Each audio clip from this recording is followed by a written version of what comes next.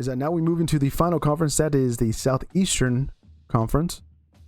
Let's begin with the morning game. Ole Miss heading over to Norman, Oklahoma.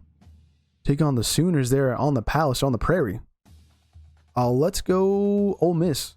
Yeah, we're going against the grain. I don't like Oklahoma whatsoever. That's just me. But there's a lot of reasons why we're going Ole Miss. I think they have a better offense. It's more dynamic than what the Sooners offer. But I think on the other side of the ball, Oklahoma is probably just a little bit better. But when it comes to like pound for pound, like who's going up against who, I think Ole Miss's defense is going to be a little bit better than OU's. And their offense as well will be just a little better than what the Sooners have on defense. Oklahoma is favored by 5.5 points, and that has been rising since the beginning of the week of a 4.5 spread. But yeah, I think this is a week where it's kind of a reality check there in Norman.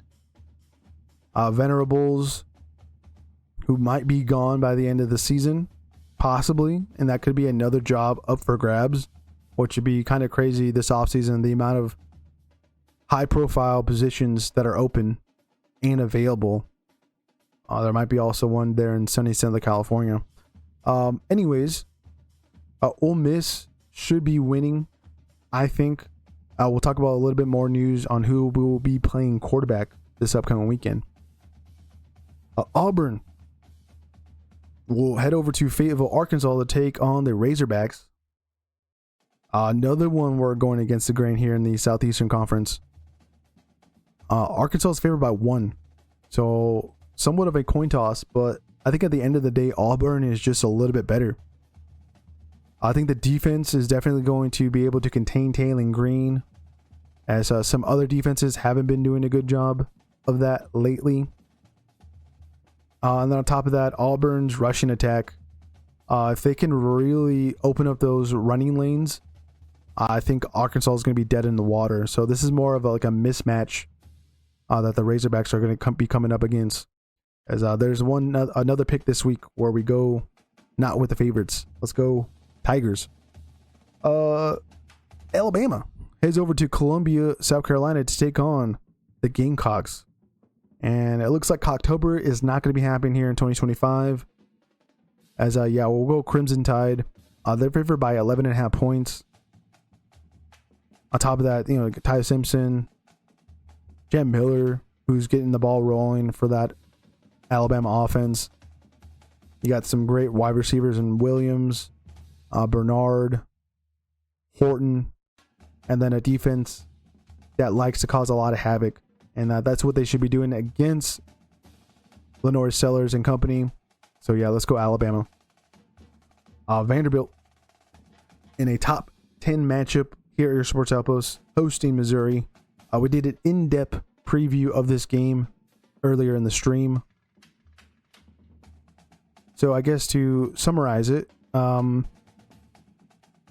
just has a little bit better of a rushing attack along with a little bit better of a quarterback who's pretty legit in Diego Pavia.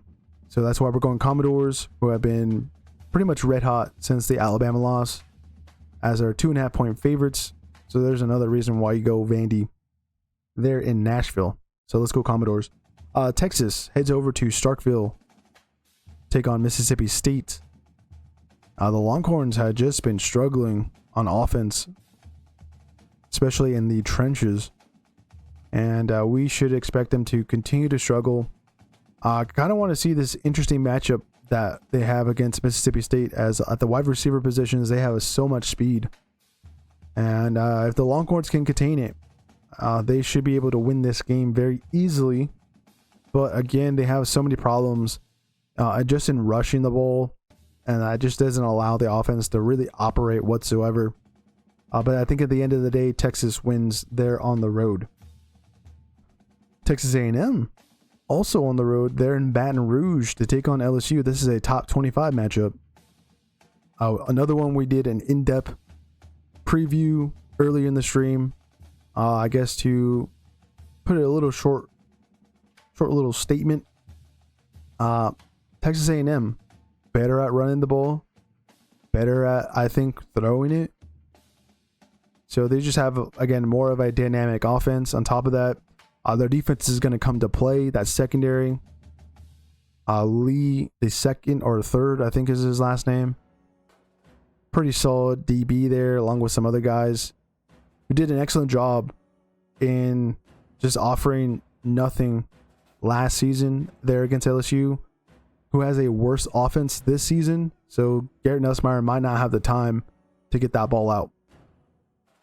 So yeah, that's why we're going A&M, who is favored by 2.5 points and probably gets their first win in Baton Rouge since 1994. Final game, Tennessee heads to Lexington, take on Kentucky. We're not picking the Wildcats whatsoever. Let's go Volunteers, as they're favored by 9 points. Should be a nice bounce back win after losing there in Tuscaloosa for the third Saturday in October game against Alabama. So yeah, let's go Tennessee. As that has been all 53 games occurring this upcoming weekend. As this is a reminder of all of the bye teams.